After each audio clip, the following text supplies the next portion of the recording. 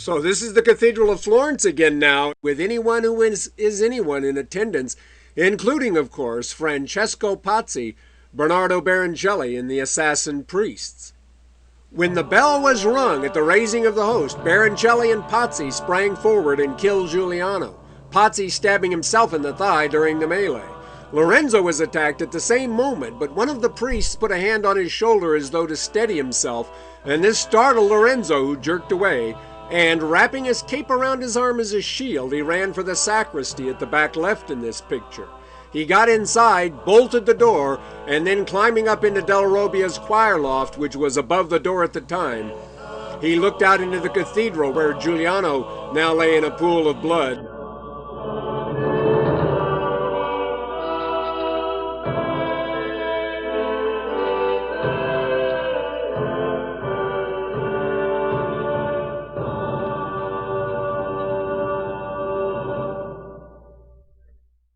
This is the interior of the new sacristy as it looks since the restoration of its woodwork in the 1980s, and that's the door Lorenzo bolted.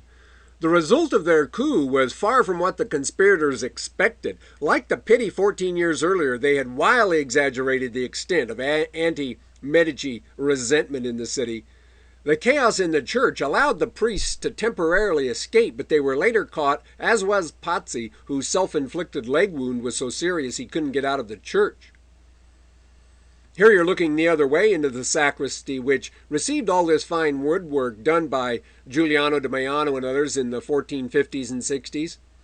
It was to have been the job of the would-be Archbishop Salviati to announce from the Palazzo Vecchio that the Medici had been overthrown. But when what had happened became clear, he was seized and thrown out a window with a rope around his neck. And the priests and Francesco Pazzi met the same fate.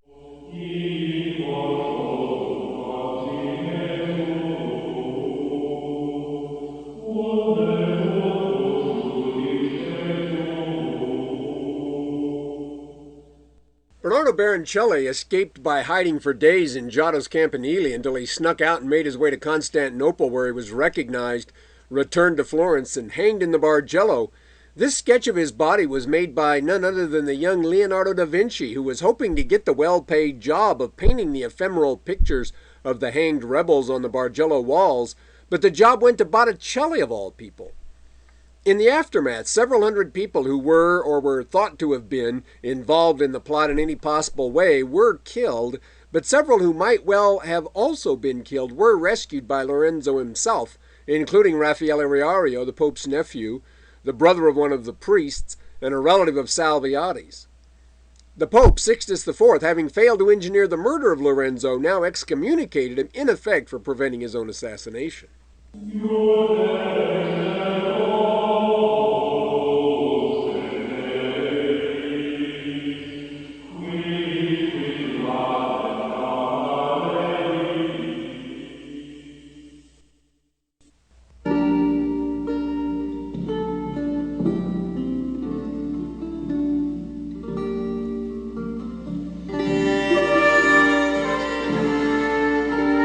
This is an anonymous painting of Naples as it looked about this time, with a Castel Nuovo built by Charles of Anjou back in the 13th century clearly visible there. You should remember from a few weeks ago that the Angevins were replaced in 1435 by the Spanish House of Aragon under Alfonso the Magnanimous, whose portrait by Pisanello we saw. I mentioned then that this was an event which was applauded at the Vatican, where Spanish influence was strong, and the Spanish Pope Calixtus, a member of the famous Borgia family, crowned Alfonso's illegitimate son, Ferdinand, King of Naples, after Alfonso's death. Sixtus maintained the friendly relations with Naples and had no difficulty getting Ferdinand to declare war on Florence in the hope of a quick and profitable victory. The papal Neapolitan army was stalled by political delays and bad winter weather, however, and Lorenzo decided to go to Naples in person and try to talk Ferdinand out of renewing the attack in the spring. A lot of negotiation regarding the safety of his person took place before this, but it was still a dangerous thing for him to undertake. Ferdinand was said to keep the preserved bodies of his defeated enemies in a kind of museum, and Lorenzo didn't want to end up in a glass jar.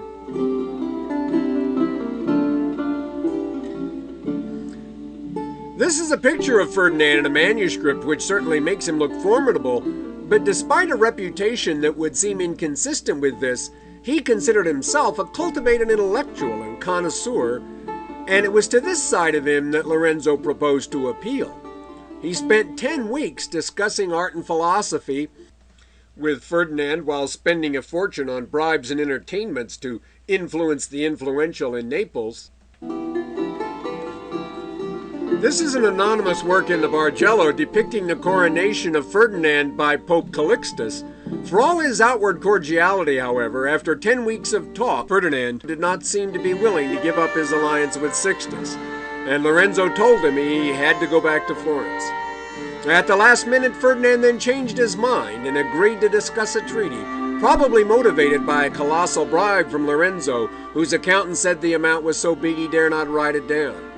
Naples was to have some territory in southern Tuscany, and the members of the Pazzi family in prison were to be released, but the signing of the treaty was considered a great victory in Florence, and Lorenzo turned home to a reception worthy of a conquering hero.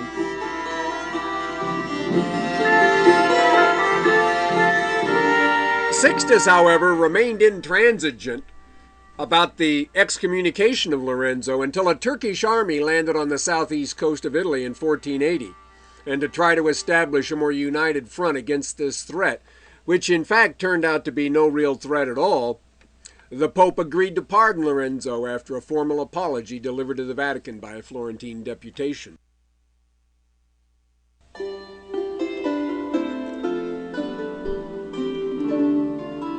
This is Botticelli's picture, usually called Minerva and the Centaur, which was painted in 1482 and which may well have been inspired by Lorenzo's adventures in Naples. In antiquity, the centaurs were regarded as representing the brutish animal side of human nature that had to be properly controlled by reason, of which Minerva was the representative.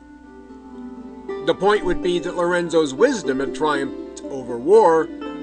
It reminds me of Teddy Roosevelt's "Speak softly but carry a big stick," although it was really money rather than a big stick that Lorenzo had. The picture is another of those commissioned by Lorenzo to Pier Francesco de' Medici.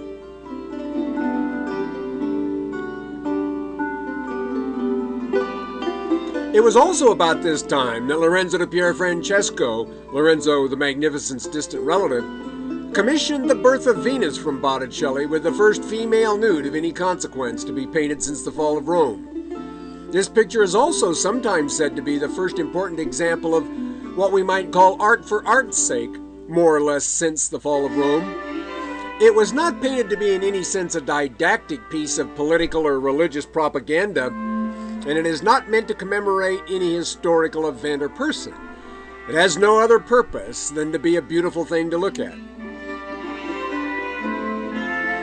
Whether it really deserves this honor or not could be argued about. Mantegna's Parnassus and Botticelli's own Primavera, which we saw earlier, are essentially the same sort of thing, but this was probably painted before they were. This kind of picture will become more and more common after the Reformation, and the number of pictures painted after 1650, which were for display in churches and are thought worthy to be an art history text today, is close to zero. Of all Botticelli's pictures, this is the one in which the contrast between the human subject and the landscape treatment is most obvious. There has hardly ever been a less convincing representation of waves on the sea by a major painter than we have here, and the perspective is confused. The figure holding the robe for Venus seems to be standing on the ground, but the landscape in the distance looks like it's seen from an airplane.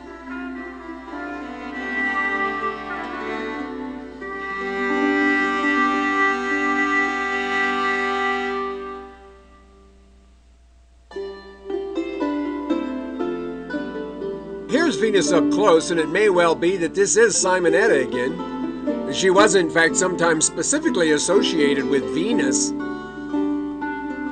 in various panegyrics on her beauty, because she was born at Porto Venere, or the Harbor of Venus, as it's called, north of Pisa, where the goddess was supposed to have landed to visit Italy in classical antiquity. Vasari says that Botticelli was a naughty womanizer, but there's not much other evidence for this apart from the fact that he painted a lot of beautiful female figures.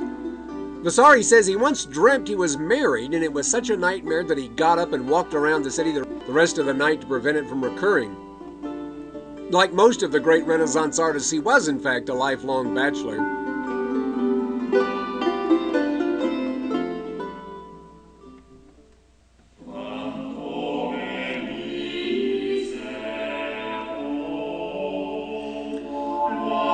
This is a picture of St. Augustine, which Botticelli painted about 1480 for the Vespucci family chapel. That's the Vespucci family of Simonetta's husband, into which she married. In the Church of Ognissanti in Florence, this has the look of the sort of thing that was being painted in Northern Europe at this time, especially because of the inclusion of all sorts of intellectual paraphernalia. In the late 1480s, Botticelli was to undergo a kind of religious awakening and fall under the influence of the Dominican preacher Savonarola, after which time he painted pretty much only religious pictures, and after Savonarola's execution, he gave up painting altogether.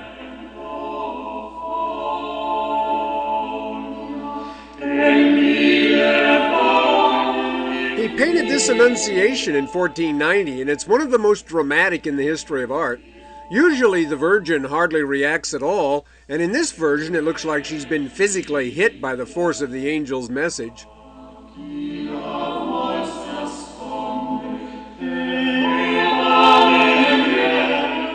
This very emotional Pietà or Entombment by Botticelli, now in the Munich Alte Pinakothek, is another picture from his Savonarolan period. By the early 1490s, Savonarola was probably the most influential man in Florence, and after Lorenzo's death in 1492, he reached the height of his fire and brimstone doomsday preaching power. He certainly was right, many would say, to criticize the decadence of the church, especially during the pontificate of Alexander VI. But people often tire of puritanical reform pretty quickly. Eventually we'll hear that by the time of his death, Cromwell was probably the most hated man in England. After the Pope threatened to put Florence under an interdict unless Savonarola were made to moderate his tone, opposition to him rose.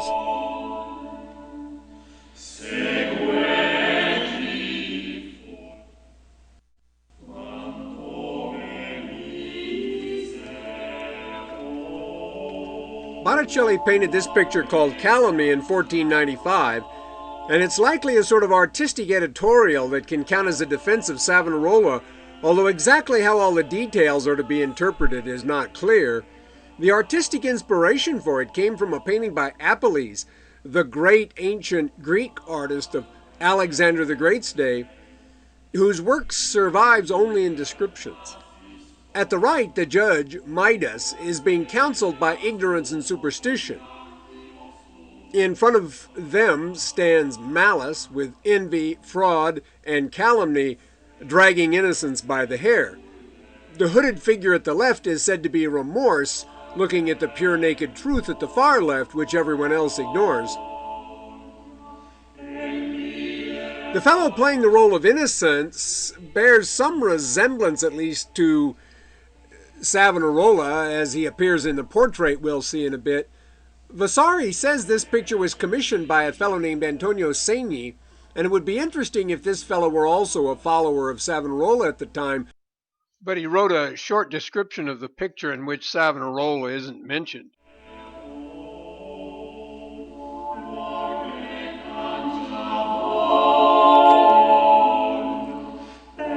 This picture, called La Derelita, the derelict or the outcast, was apparently cut out of a larger picture that may have represented the fall of Jerusalem, though various other subjects have been suggested.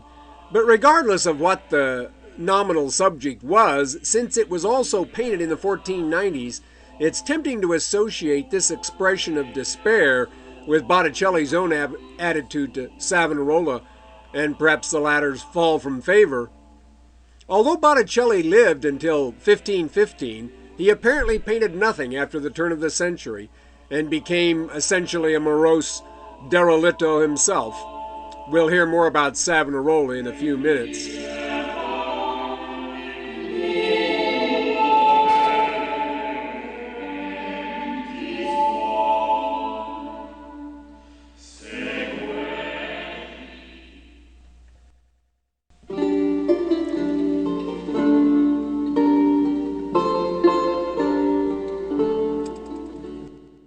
This is the Villa Medici, which was built for Cosimo in the 1450s at Fiesole above Florence, and which was one of the places where Lorenzo liked to gather his intellectual friends for discussions about art and philosophy.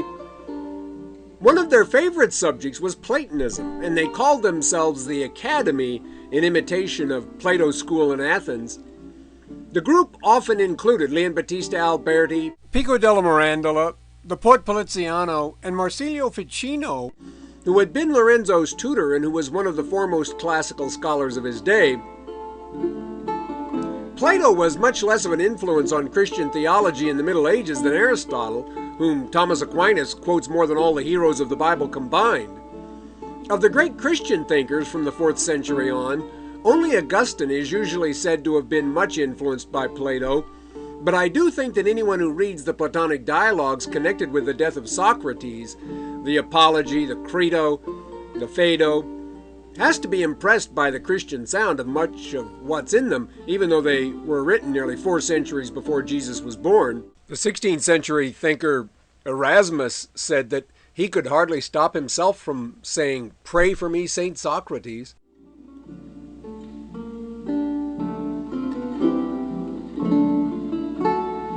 This is a detail from a fresco by Ghirlandaio in Santa Maria Novella, in which we see Ficino at the right and Poliziano in the center. Ficino even went so far as to argue for the inclusion of these dialogues by Plato in the Old Testament, which might seem to be going too far, but read them and then read, say, the book of Joshua and see which you think seems closer to the Christian perspective. The fact that Ficino wasn't taken seriously in Rome is more a statement about the respect with which the Church regarded the unity of the Judeo-Christian tradition than about the nature of the Christian flavor of the Platonic dialogues.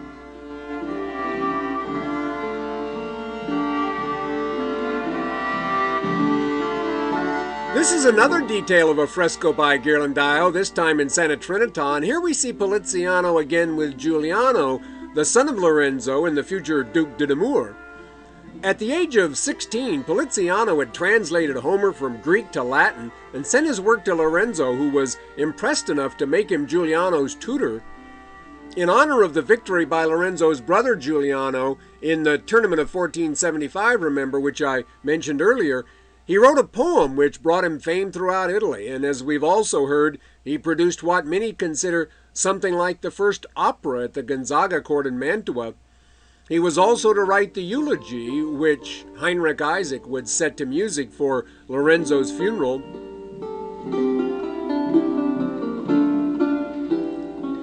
This is Lorenzo's Hours book in the Laurentian Library today, one of the few books Lorenzo owned of which any pictures have ever been published. Another intellectual friend of Lorenzo's who should be mentioned is Giovanni Pico della Mirandola, or Pico as he is usually known. Like Poliziano, he was something of a literary child prodigy, and at just 24 startled the intellectual community by publishing a list of 900 propositions covering most scholarly disciplines, which he proposed to defend against all comers. When Innocent VIII pronounced several to be heretical, he left for Paris, where he'd been offered a teaching position, but he was pardoned and invited back to Italy by Alexander VI, whereupon he too fell under the influence of Savonarola in Florence, and died at 31 on the point of becoming a Dominican monk. His most enduring work is his essay called De Dignitate Hominis, on the dignity of man, which is often said to be the best statement of Renaissance optimism, and the ideal of the perfectibility and unlimited potential of man.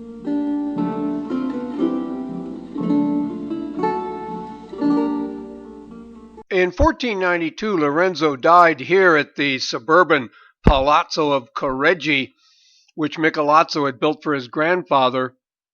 He was said to have succumbed to gout, whatever that means, like his father, Piero, who had died relatively young also, as we've seen.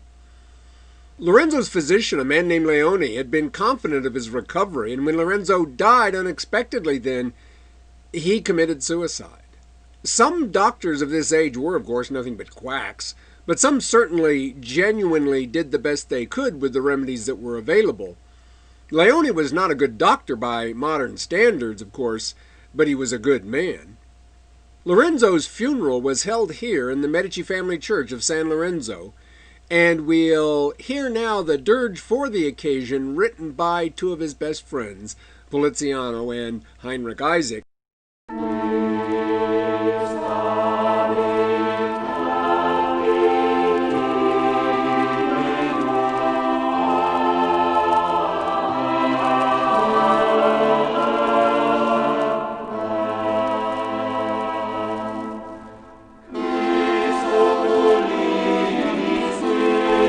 Lorenzo and his brother Giuliano are now buried beneath the console on the right here in Michelangelo's new sacristy. Michelangelo was to have made proper tombs for them, but never had the time, as we'll see in a couple of weeks when we get to his career.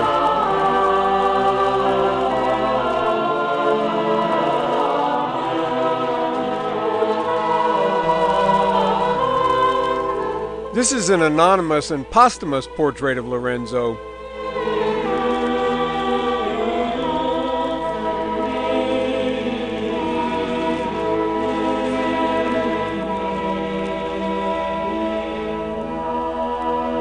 This is a medal with his portrait on it.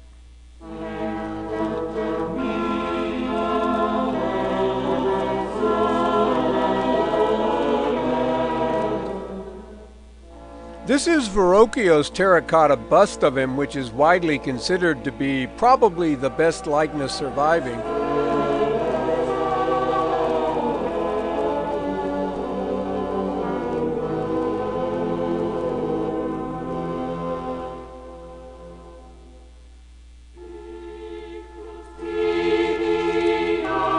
And this is his death mask today in the Palazzo Medici.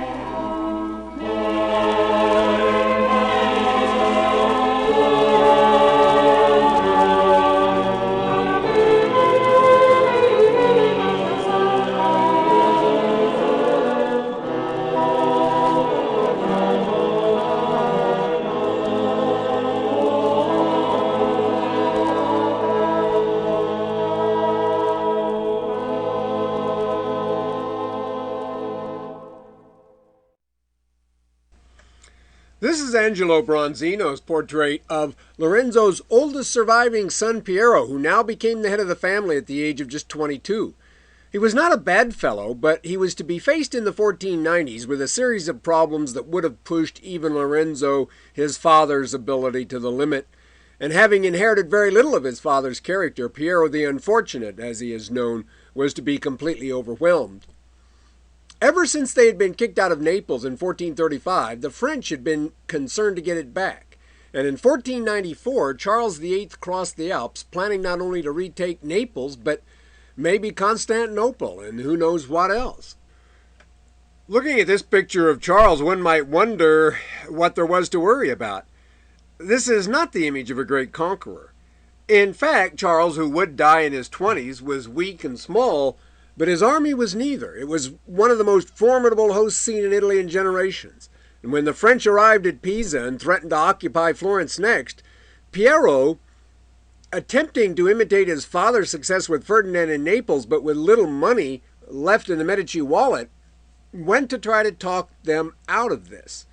Charles would, however, make no deal, and with most of Italy in a dither of fear, there was nothing Piero could do but go home to face the angry populace, which now had finally lost confidence in the Medici magic.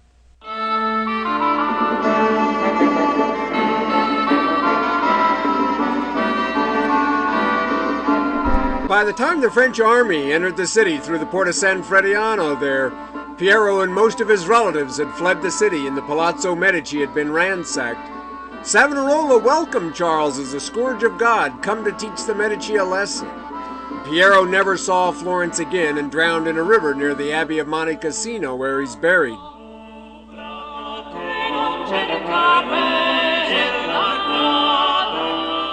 Here you can see an anonymous picture of Charles VIII preparing to occupy the Palazzo Medici himself to the cheers of the fickle Florentines.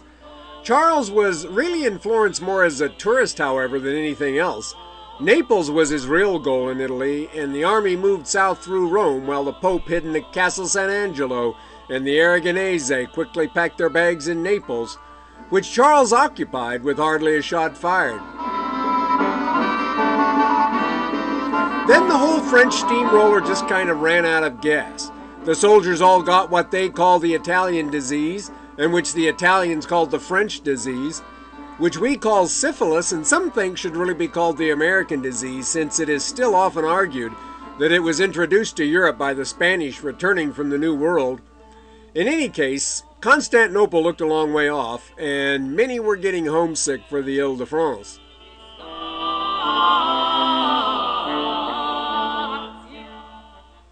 Charles now turned his army back north, and something bizarre happened. The Italians, who had made no effort to present any unified opposition to the invasion, now put together an alliance to battle the enemy as they were leaving. At the Taro River, where the town of Fornovo is, the Italian army, led by Gianfrancesco Gonzaga, whom we saw painted by Mantegna when he was a little boy in the Camera degli Sposi in Mantua, attacked the retreating French. The Italians have always claimed to have won the battle and to have driven the French out, but since the French were trying to leave, this has to count as a rather biased claim at best. They outnumbered the French something like 4-1, and yet lost 10 times as many men. The main loss to the French seems to have been their baggage train, and they continued on across the Alps with, I believe, no consciousness of having suffered a major defeat.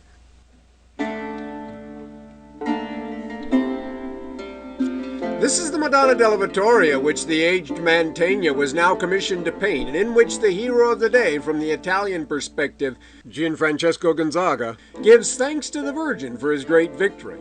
When Napoleon occupied Mantua 300 years later, he made sure to take this undeserved trophy back to France with him, and it's still there in the Louvre. The French refused to give it back at the Congress of Vienna, and rather than start the Napoleonic Wars again over a work of art, the Allies just let the French keep it.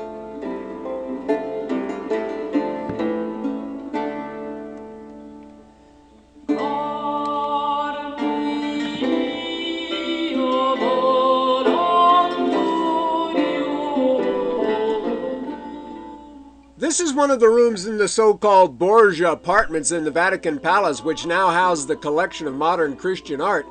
But since few who go to the Vatican are there to see modern art, it's one of the few parts of the place where you may not see another tourist all day. In the 1490s, these rooms were decorated by Pinturicchio for Rodrigo Borgia, a.k.a. Pope Alexander VI, who took over in Rome the year Lorenzo de' Medici died, that easy-to-remember year, 1492. For a long time, he was regarded as the worst of the Renaissance popes, but his reputation has somewhat improved over the past century or so.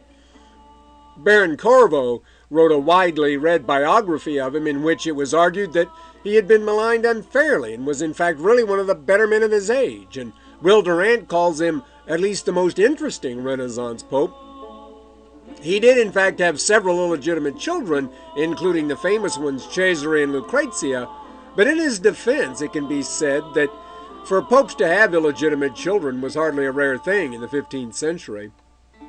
On the back wall there, we can probably see Alexander's daughter, Lucrezia Borgia, playing the role of St. Catherine of Alexandria, debating with her foes.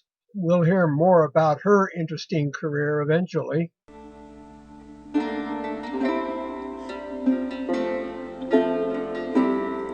Here's Alexander VI himself praying before the resurrected Christ in Pinturicchio's fresco in the Borgia apartments there.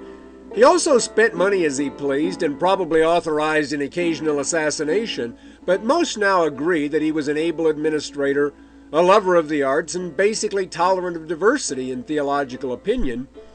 If he'd been the Duke of Rome instead of the head of the church, he would probably have always been highly regarded.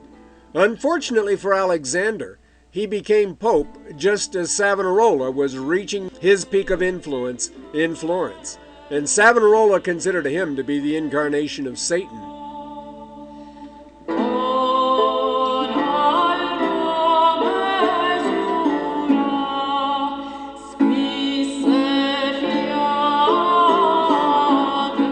This is a portrait of Savonarola by his fellow Dominican, Fra Bartolomeo, that does, it would seem, allow us to judge the book by its cover. Savonarola was just as intense and serious as he seems to be here. He became a monk at San Marco, the Dominican convent in Florence, in 1481, and prior there in 1491, by which time he had established a wide reputation for his eloquent and controversial sermons, threatening the Florentines with hellfire if they didn't give up their love of money, luxury, and art, in a word, their love of pleasure, and take Christianity more seriously. After the overthrow of the Medici with the arrival of the French in 1494, he became the most influential man in Florence under the new nominally more republican government, which was established after the French moved on. By this time he was referring to the Pope himself as an infidel and heretic, to which Alexander responded by writing him, considering this a very mild letter, praising his efforts at reform, and offering to meet him with loving kindness to discuss issues of mutual concern.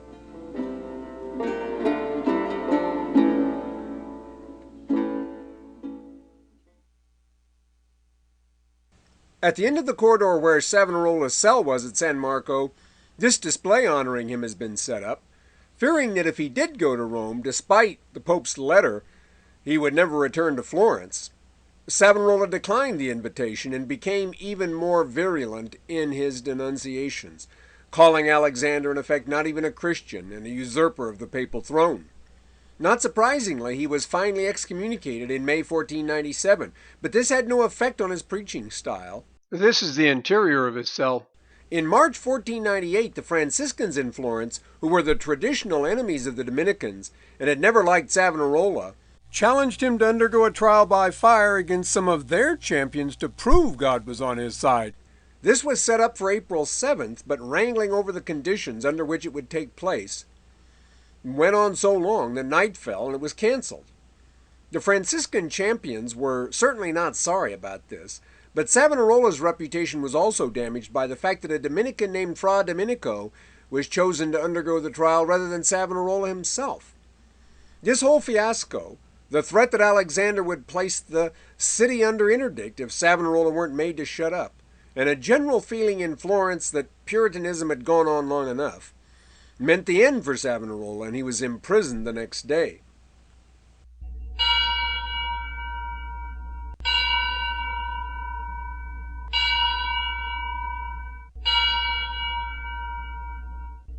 After torture, he admitted his heresies and was condemned to be burned at the stake with two of his followers, and this took place on May 23, 1498, in front of the Palazzo Vecchio, more or less as we see the event here in an anonymous painting. The place of his execution is now marked by a plaque in the pavement. Will Durant says that Savonarola was the Middle Ages surviving into the Renaissance, but he seems to me to be rather a harbinger of the future rather than a relic of the past. The Church had had its critics and would-be reformers in the Middle Ages, certainly, but not even St. Bernard, at his most vitriolic, ever said the Pope wasn't a Christian. Savonarola sounds much more like Luther and Calvin than anyone in the Middle Ages, and his death came just 19 years before Luther's 95 Theses were posted. If Savonarola had been born a few years later on the other side of the Alps, he might have been the one to irreversibly change the Church and die in his bed like Luther and Calvin.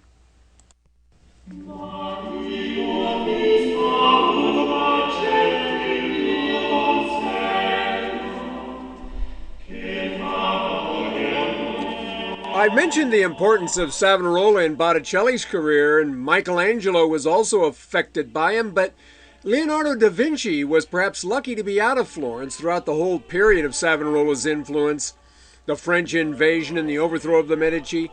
We're going to backtrack now and pick up the career of Leonardo, probably the greatest combination of intellectual and artistic talent in history. This is a work by his teacher, Andrea del Verrocchio, the most important Italian sculptor between Donatello and Michelangelo, and Verrocchio was working on this when Leonardo, who was the illegitimate son of a Florentine attorney, became his pupil at the age of 15 in 1467. The statue represents St. Thomas, Doubting Thomas, the only apostle from Missouri, who actually had to be shown Christ's wounds and even feel them before he would believe in his resurrection. The statues on the facade there are now copies. The originals are, like the ones we've seen before, now inside the church at Or San Michele.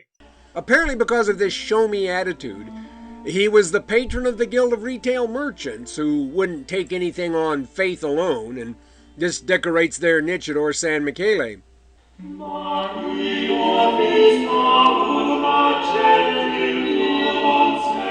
Verrocchio is not considered one of the great artists of the Renaissance. Vasari says, in fact, that he had no talent and made up for it by just working harder than anyone else. But he's probably the artist who did the most surviving works of art for Lorenzo il Magnifico, including the boy with the fish we saw earlier, the terracotta portrait of Lorenzo himself we saw during his funeral, and the bronze David we'll see in a minute. In this detail, you can see that there's just a hint of a smile on the face of St. Thomas. And this is an expression that shows up in other works by Verrocchio as well. And I think it may be the ultimate ancestor of the famous smile on the Mona Lisa.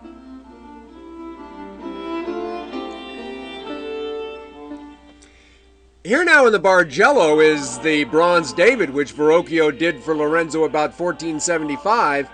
It's very similar in character to Donatello's bronze David, with which Verrocchio would of course have been familiar.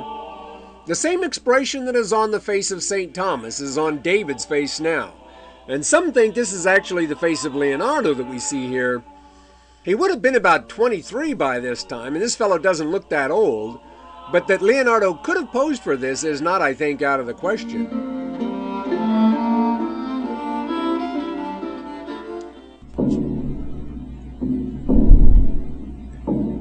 Verrocchio's most famous work is probably the bronze equestrian monument of Bartolomeo Colleoni, which we see here in Venice.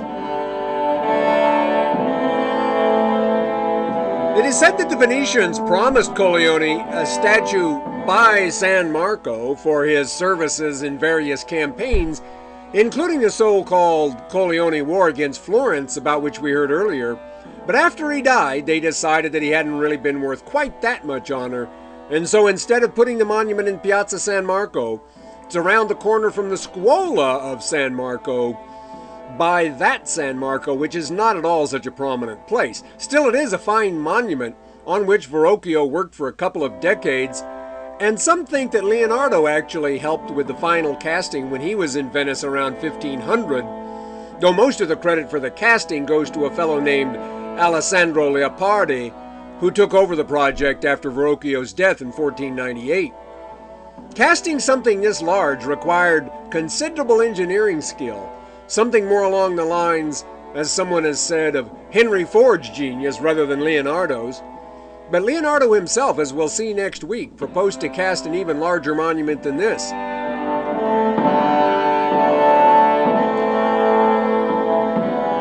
Here's the figure closer up with its sneer of cold contempt, as, again, someone whose name I can't remember once said.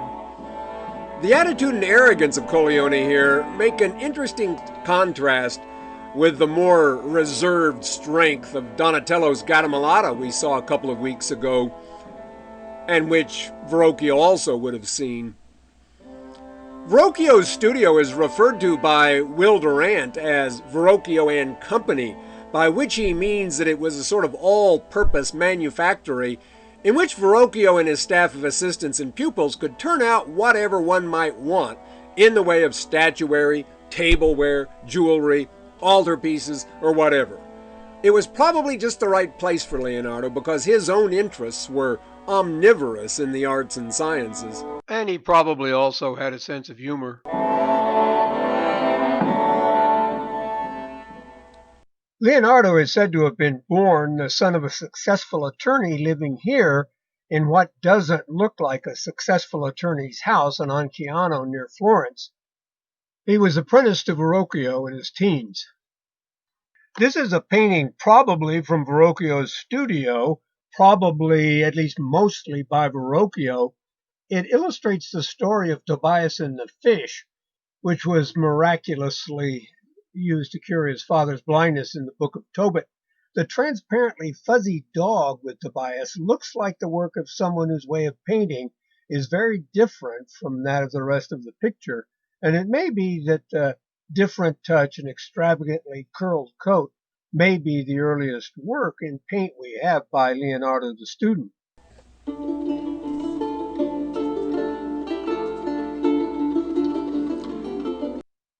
The one picture that is most often attributed to Verrocchio is the Baptism of Christ, which you see, and this is thought to be only partially by him. It is widely thought that Leonardo painted one of the angels and the landscape.